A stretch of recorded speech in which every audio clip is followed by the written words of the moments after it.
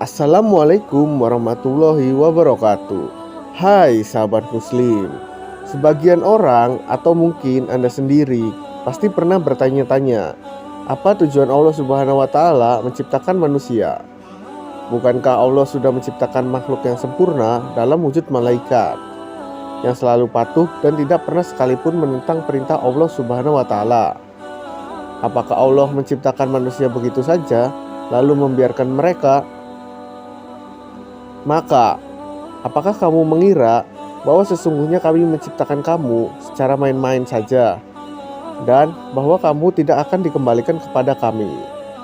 Apakah manusia mengira bahwa ia akan dibiarkan begitu saja tanpa pertanggungjawaban?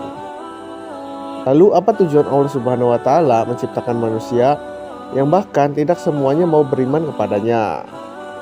Sebelum kita bahas lebih lanjut, sahabat bisa like, share, dan subscribe video ini agar channel ini makin berkembang.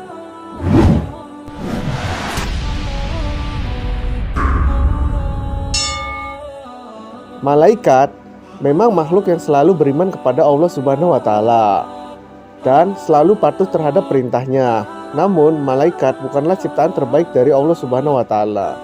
Masih ada makhluk ciptaan Allah Subhanahu wa taala lainnya yang lebih sempurna dari malaikat, yaitu kita manusia.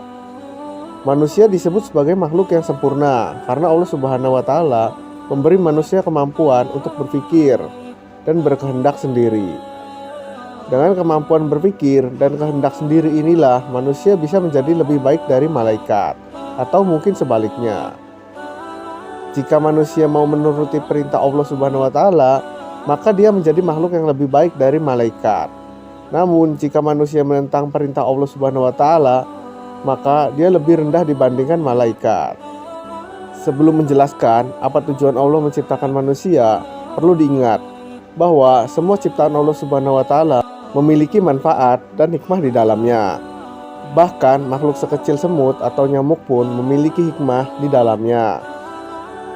Sesungguhnya Allah tiada segan membuat perumpamaan berupa nyamuk atau yang lebih rendah dari itu. Adapun orang-orang yang beriman, maka mereka yakin bahwa perumpamaan itu benar dari Tuhan mereka. Tetapi mereka yang kafir mengatakan, apakah maksud Allah menjadikan ini untuk perumpamaan? Dengan perumpamaan itu, banyak orang yang disesatkan Allah. Dan dengan perumpamaan itu pula, banyak orang yang diberinya petunjuk. Dan tidak ada yang disesatkan Allah kecuali orang-orang yang fasik. Jika makhluk yang kecil saja memiliki manfaat, apalagi kita sebagai manusia, ciptaan Allah Subhanahu wa taala yang sempurna. Manusia tentu memiliki manfaat yang lebih besar. Bahkan Allah Subhanahu wa taala juga telah menyiapkan banyak fasilitas agar bisa dimanfaatkan oleh manusia dalam menjalankan perintahnya di bumi. Allah lah yang menjadikan bumi bagi kalian tempat menetap dan langit sebagai atap, lalu membentuk kalian, membaguskan rupa kalian, serta memberi kalian rizki dari sebagian yang baik-baik. Yang demikian itu adalah Allah Rabbmu, Maha Agung Allah, Rabb semesta alam. Dialah yang telah menjadikan bumi terhampar buat kalian, dan langit sebagai atap, dan dia menurunkan air hujan dari langit. Lalu dia menghasilkan dengan hujan itu segala buah-buahan sebagai rizki untuk kalian.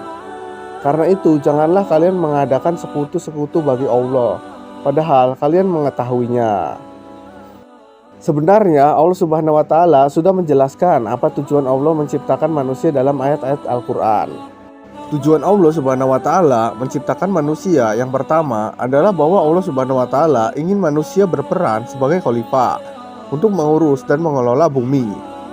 Hal ini tertuang dalam surat Al-Baqarah ayat 30 yang artinya, ingatlah ketika Tuhanmu berfirman kepada para malaikat, sesungguhnya aku hendak menjadikan seorang khalifah di muka bumi. Mereka berkata, mengapa engkau hendak menjadikan khalifah di bumi itu orang yang akan membuat kerusakan padanya dan menumpahkan darah? Padahal kami senantiasa bertasbih dengan memuji engkau dan mensucikan engkau.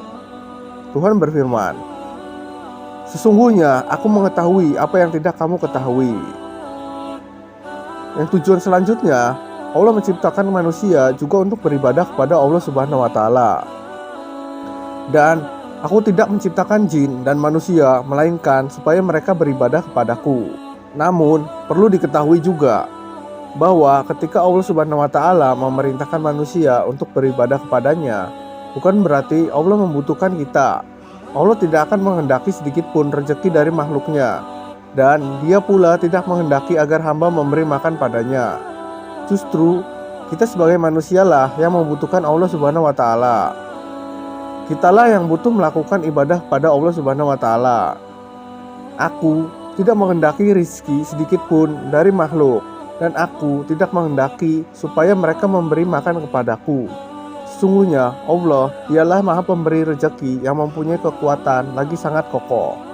Tujuan Allah menciptakan manusia yang selanjutnya untuk menunjukkan besarnya Allah dengan kekuasaan-kekuasaannya, hingga terbentuklah bumi dan segala isinya. Allah lah yang menciptakan 7 langit, dan seperti itu pula bumi. Perintah Allah berlaku padanya, agar kamu mengetahui bahwasannya Allah Maha Kuasa atas segala sesuatu, dan sesungguhnya Allah ilmunya benar-benar meliputi segala sesuatu.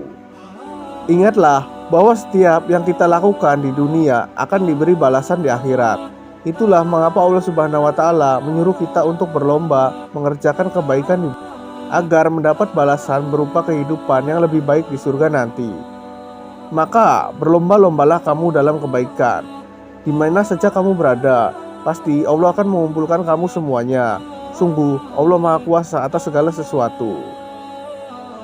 Barang siapa yang mengerjakan amal soleh, baik laki-laki maupun perempuan, dalam keadaan beriman, maka sesungguhnya akan kami berikan kehidupan yang baik, dan sesungguhnya akan kami beri balasan kepada mereka dengan pahala yang lebih baik dari apa yang telah mereka kerjakan.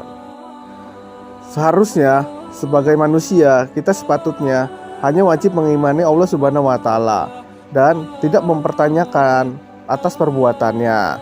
Tapi mungkin ada saja yang bertanya seperti ini, atau mungkin anak kita sendiri yang bertanya. Terima kasih telah menonton video ini. Jangan lupa bersyukur untuk hari ini. Wassalamualaikum warahmatullahi wabarakatuh.